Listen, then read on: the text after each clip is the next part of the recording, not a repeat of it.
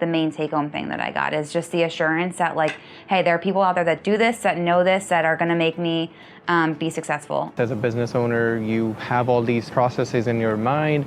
You just need somebody to kind of sit down with you and organize. You can talk about it on slides, but it's nice to visualize operatories and layouts and delivery systems and things like that.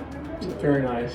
I just think Benco right now is running a first-class operation. It's nice to have it all in one place, to have the showroom, to have speakers that have different strengths. I've learned a lot from every single one of the speakers, and I was able to meet with each one of them individually, so that's been really helpful. They all were definitely exciting and very knowledgeable, and you can tell that each and every one loved what they do.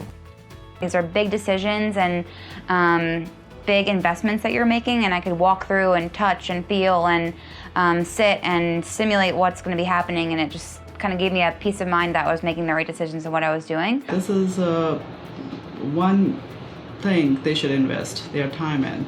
Coming here, getting the knowledge. So it's been a lot of fun. Learned a lot, and it certainly just opened my eyes to color patterns, to lighting. They really have it all here, and they've thought of everything.